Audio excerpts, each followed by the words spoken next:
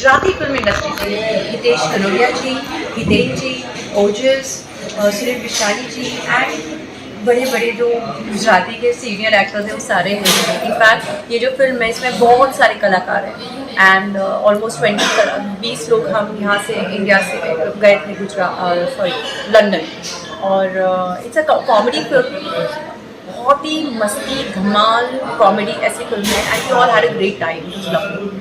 कितना मजा आया अस्मित के साथ आपको? Ashwin is a very nice person. He's very humble. यानी unnecessary tantrums नहीं है. He's very humble and down to earth. We have हम लोग क्या कहते हैं हमारे काफ़ी इंटरेस्ट थोड़े बहुत इंटरेस्ट सेम है and we have a similar wavelength. So it was really nice working. उसके साथ काम करने में सच में बहुत मज़ा आया. मुझे लगा पहले some people they very बहुत अप्रूव होते हैं या फिर वैसे नहीं रहा.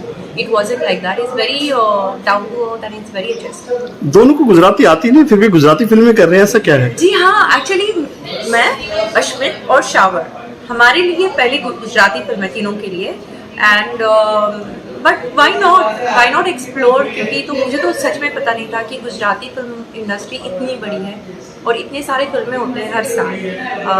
ये तो अभी मुझे पता चला जब मैं ये फिल्म कर रही थी। तो why not, it's just a medium, language is just a form of expression and बहुत मज़ा आया। I think even for Ashmit and even for shower, बाकी के जो एक्टर्स थे सारे बहुत ही बड़े दिग्गज एक्सपीरियंस थिएटर आर्टिस्ट थे, तो उनसे सीखने के लिए भी बहुत मिला। तो इट वाज रियली नाइस। लायक अनलायक?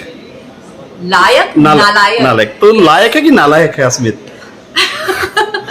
नहीं दोनों क्या है ना, हर इंसान में ना दोनों चीज़ें होती है।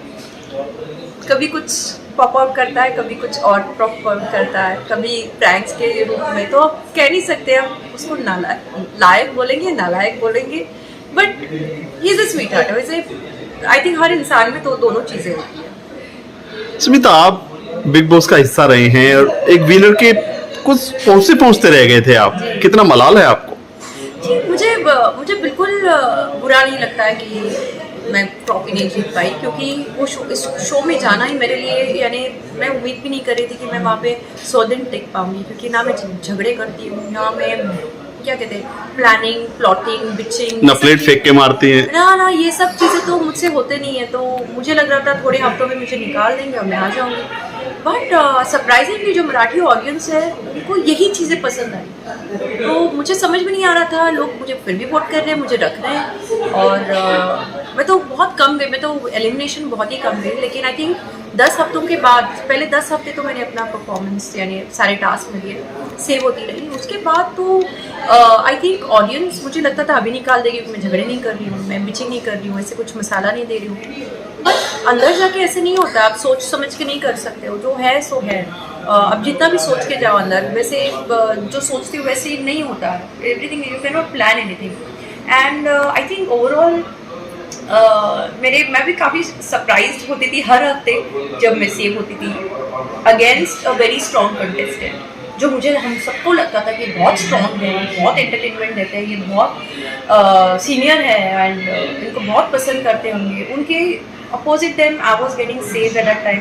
तब मुझे पता चला कि हम सबको एक्चुअली, हमें अंदर तो कुछ समझ नहीं आ रहा था, बट बाद में पता चला कि लोगों को यही सारी चीज़ें पसंद आई और नॉट नेसेसरी कि हिंदी में पसंद आए। हिंदी में शायद बहुत एग्रेसिव होते हैं, तो मुझे पता नहीं हिंदी वाला सीज़न मैं कर पाती या नहीं, लेकिन मराठी के लिए और मराठी ऑडियंस के लिए आई थिंक मुझे बहुत सारा प्यार मिला।